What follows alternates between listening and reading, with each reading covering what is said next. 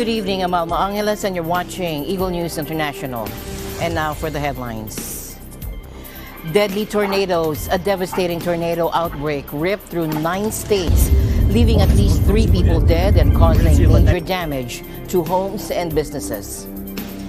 Israeli-Palestinian tensions. Israeli Prime Minister Netanyahu has defied U.S. calls and approved plans for a potential invasion of Rafah, Gaza. And this comes as the first ship carrying aid to Gaza arrives. Russian President Vladimir Putin vowed a strong military response to recent Ukrainian attacks on Russia's borders. He claims these are attempts to disrupt his re-election bid. Urgent appeals from the United Nations today as Sudan faces an escalating humanitarian crisis, with millions on the brink of starvation due to ongoing conflict. Residents and visitors in Tokyo are enjoying an early start to the cherry blossom season, with full bloom expected by the end of March.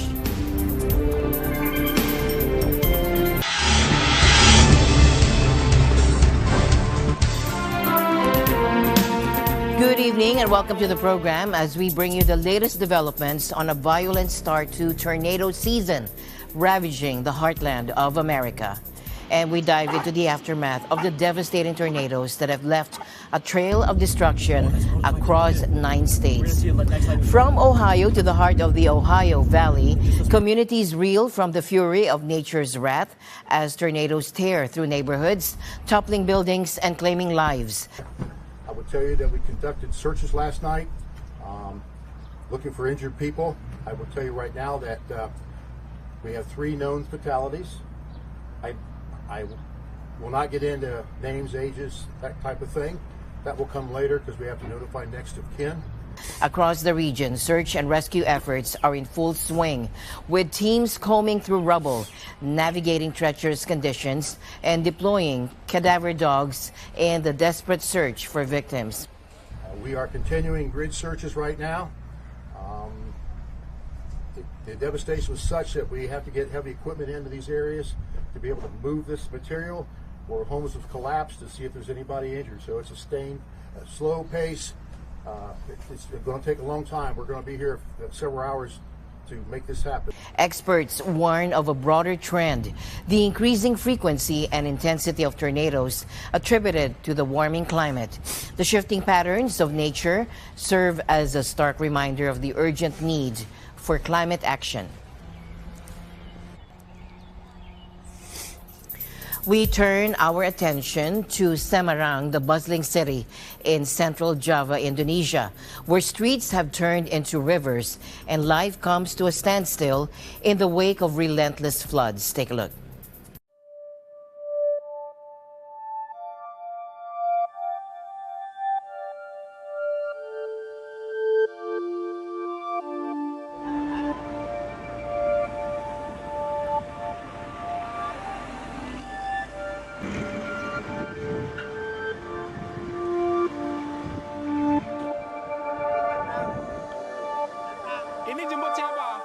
Kondisinya ini Pak, karena ini posisi kena rob, banjir udah ada 3 hari, kalau nggak salah 3 hari, terus dropnya gede banget, makanya jalanannya nggak bisa jalan sama sekali lah, ini penuh dengan air. Saya dari kemarin.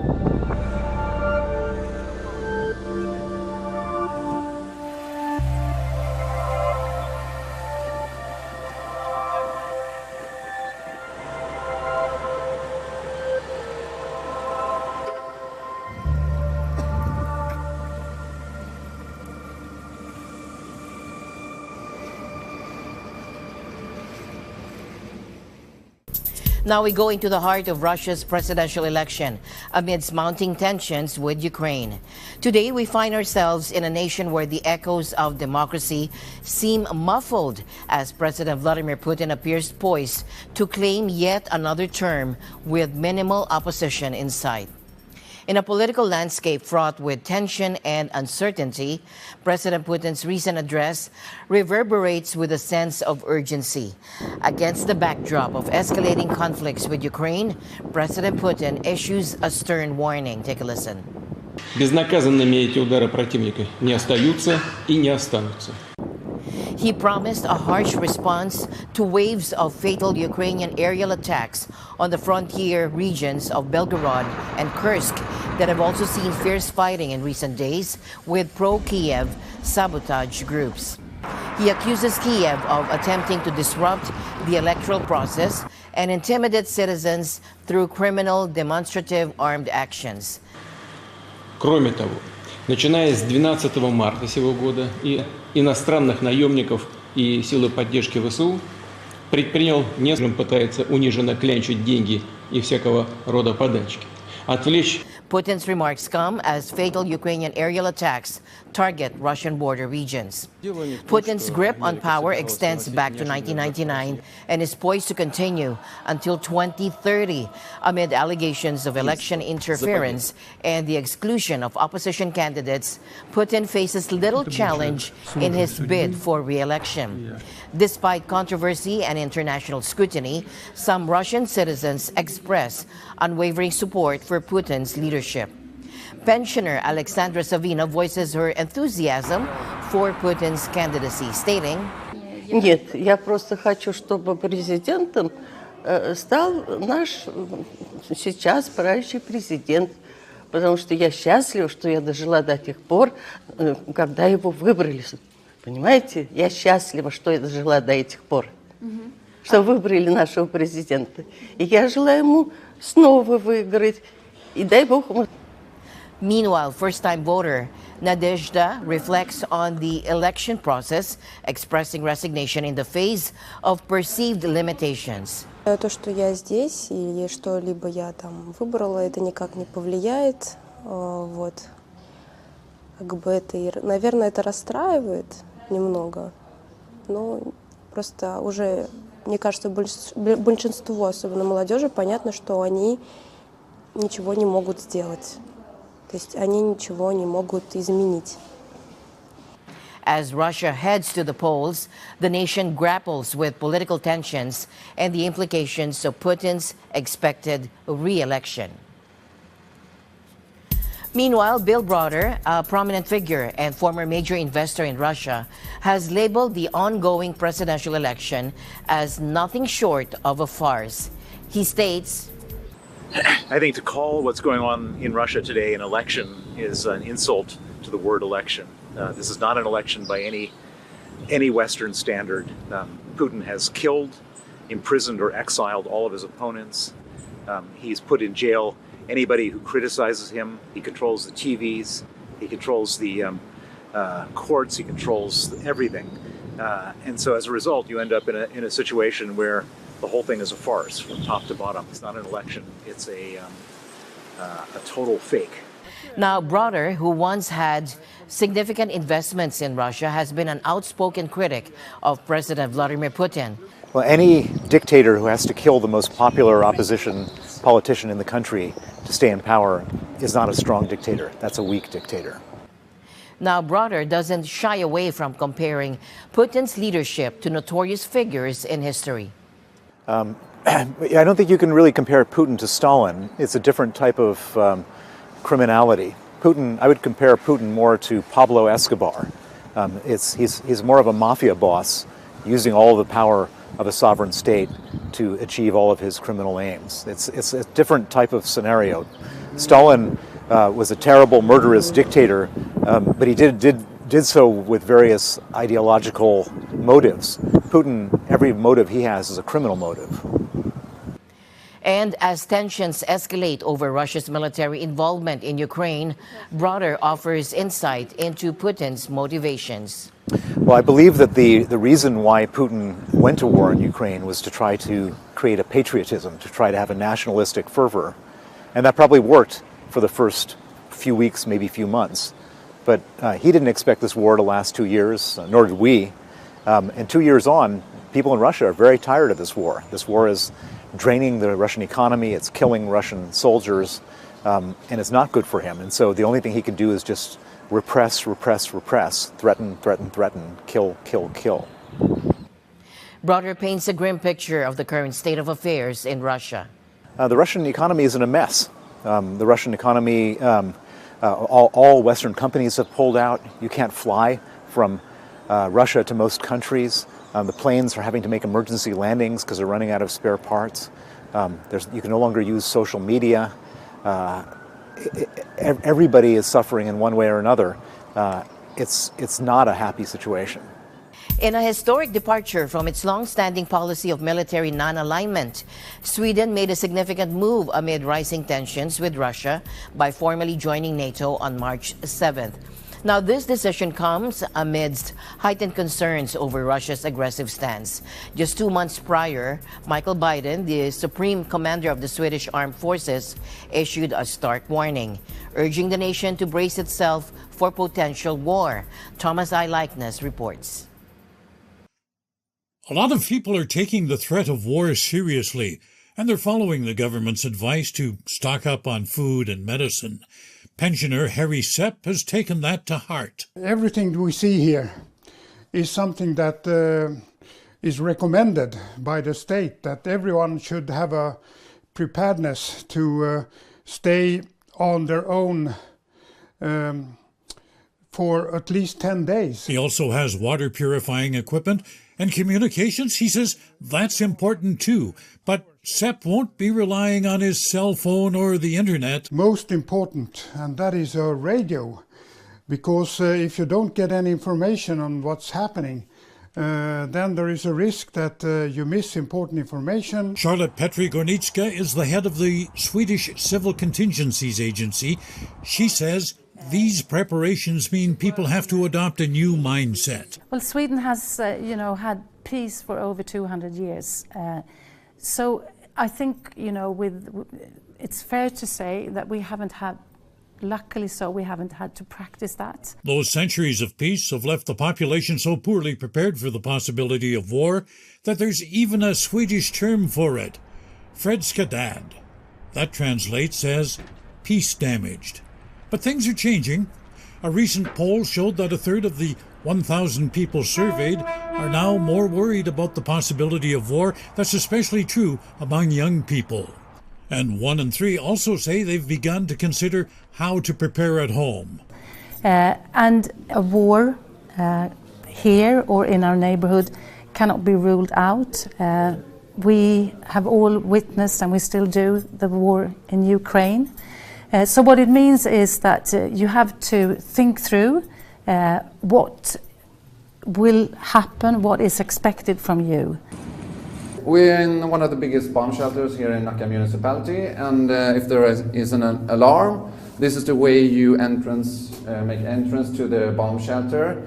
And before you can enter the main room, the big room here, you have to make sure that you don't have any, for example, any poisonous gas on you. So you can clean it off, and then when you're finished and you're ready, you can go into the main room here. It's at the moment it's quite simple. There are not much of equipment in here, and when you come here and there come a lot of people, you have to decide how to organize here.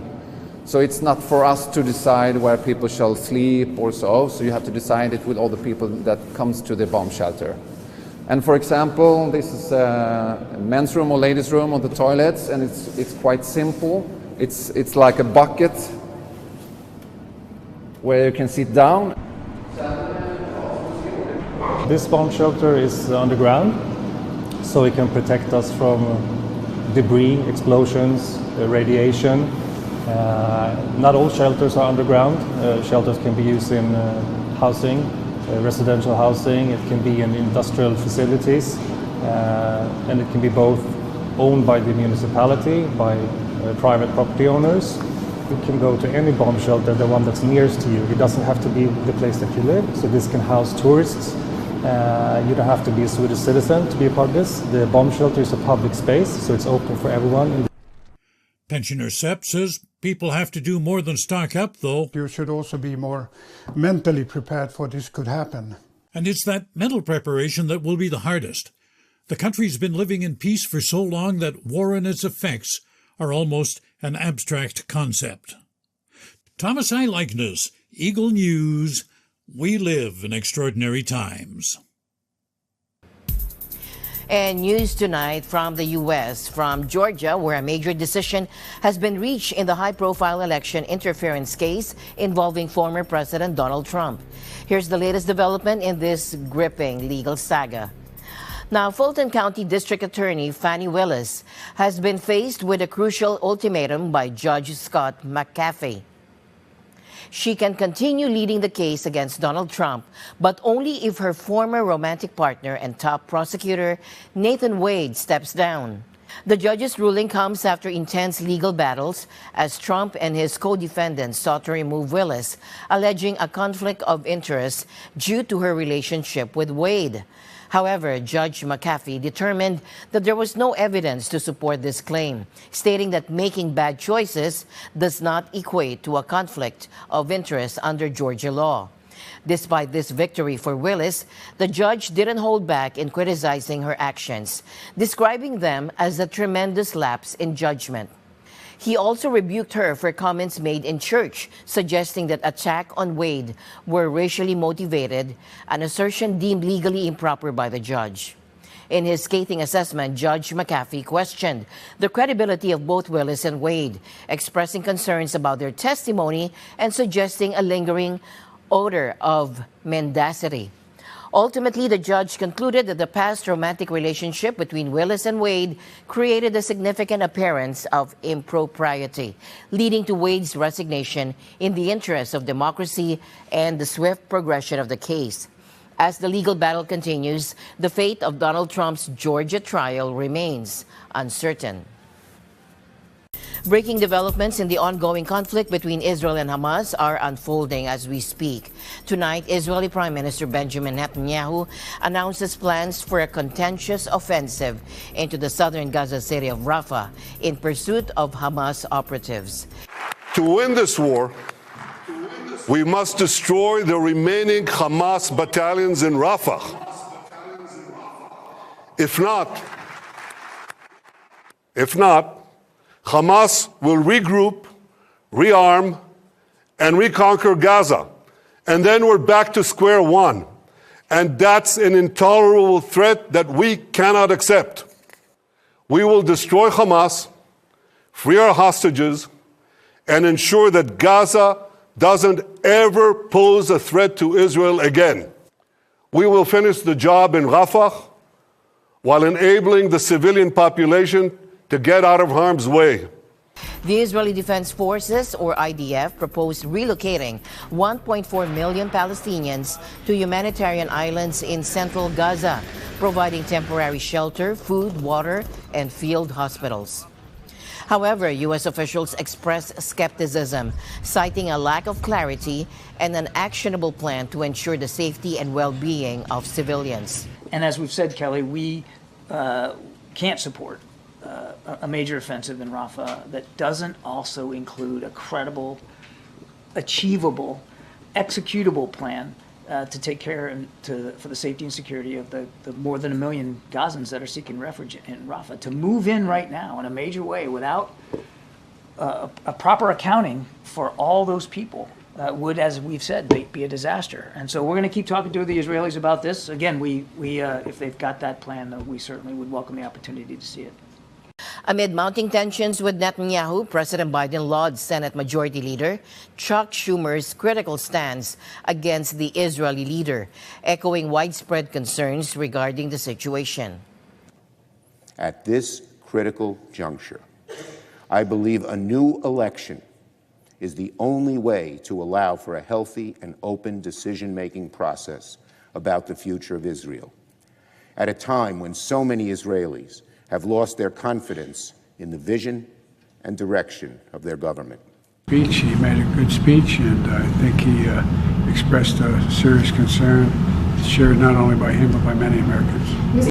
Meanwhile, the first maritime shipment of aid arrives off the coast of Gaza, yet challenges remain in distributing the vital supplies to those in need. Desperate for relief, Gaza residents express the dire circumstances they face, with one man stating, "The hunger is killing us." However, their refuge in Rafah may soon come to an end as Hamas presents a new ceasefire proposal offering to release Israeli hostages in exchange for Palestinian prisoners. Netanyahu deems the proposal unrealistic but agrees to send a delegation for negotiations in Doha. Rafah is the last major population center yet to be subjected to a ground assault during Israel's war against Hamas in Gaza, which was triggered by the militants' unprecedented attack on southern Israel on October 7. In tonight's other news, President Marcos Jr. emphasized the importance of sovereignty in all discussions regarding the joint exploration and development of resources in the South China Sea. Now, this statement comes in response to China National Offshore Oil Corp announcing a significant oil field discovery in the South China Sea. Addressing concerns about potential negotiations for a joint exploration deal with China following the oil discovery, President Marcos underscored the need to prioritize the Philippines' sovereignty, sovereign rights, and territorial jurisdiction. In an interview from Prague, Czech Republic, the president stressed, "We cannot compromise the territorial integrity of the Philippines."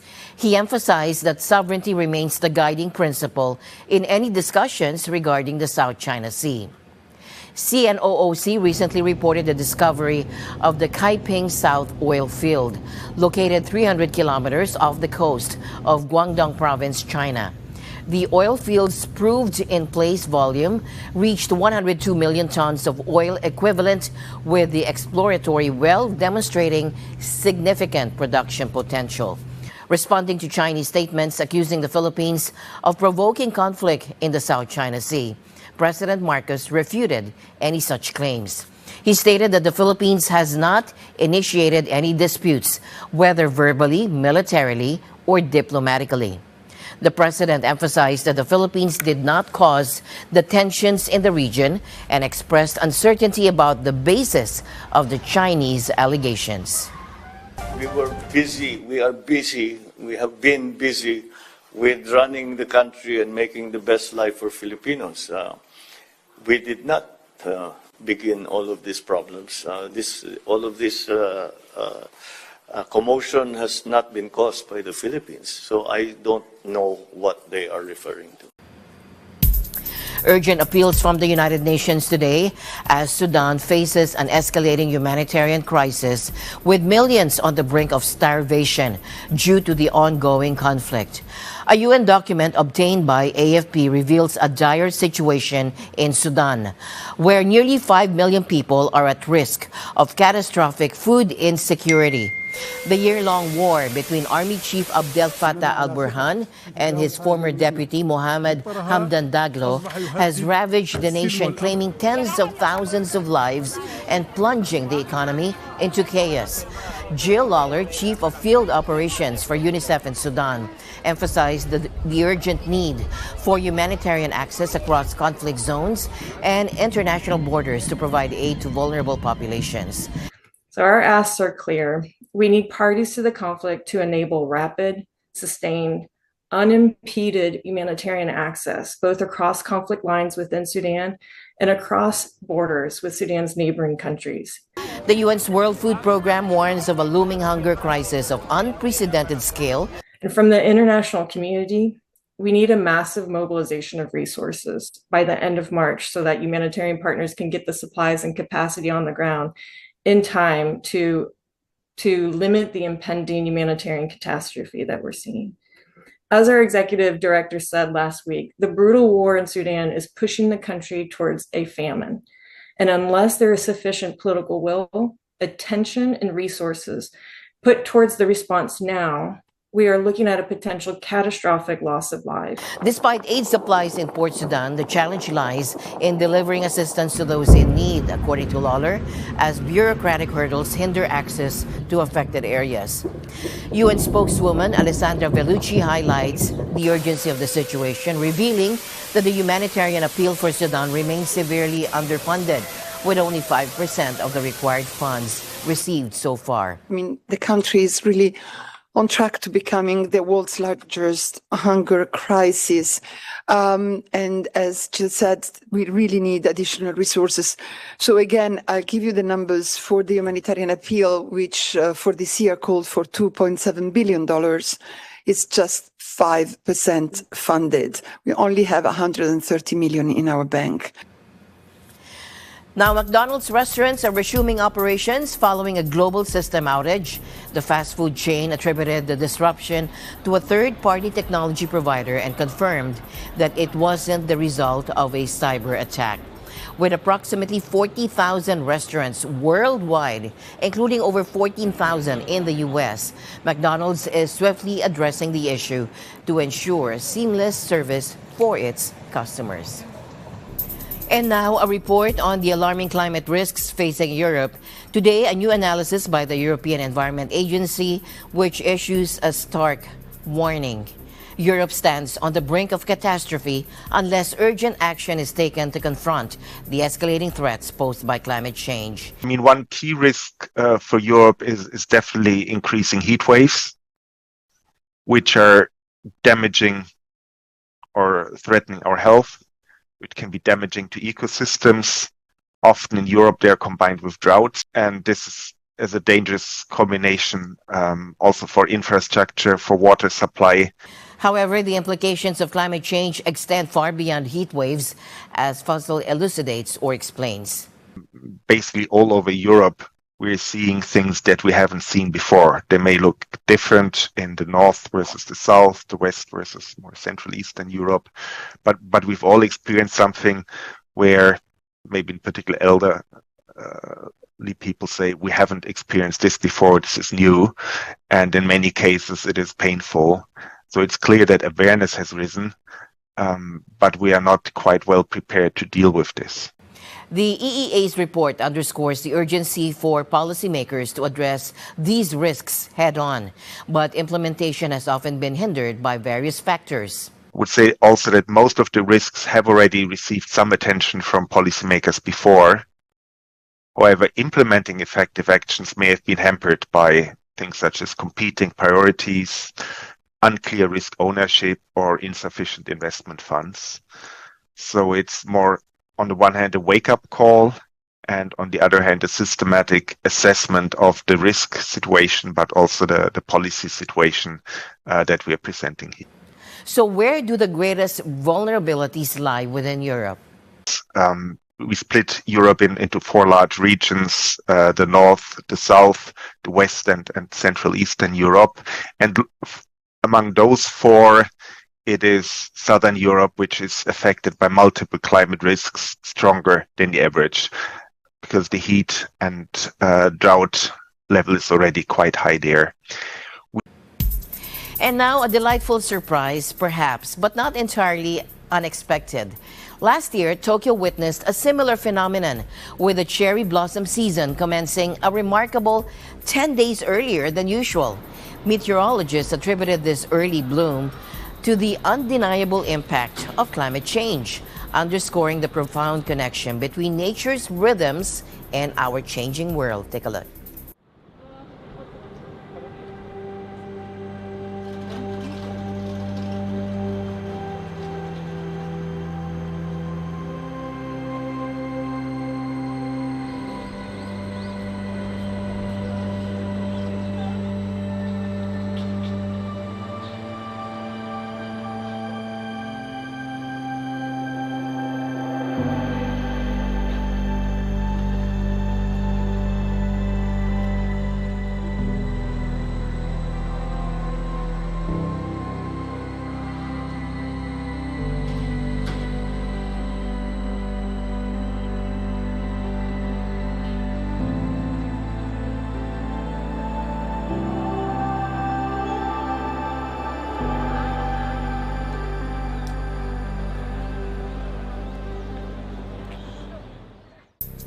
As always, I'll end the day on a thoughtful note.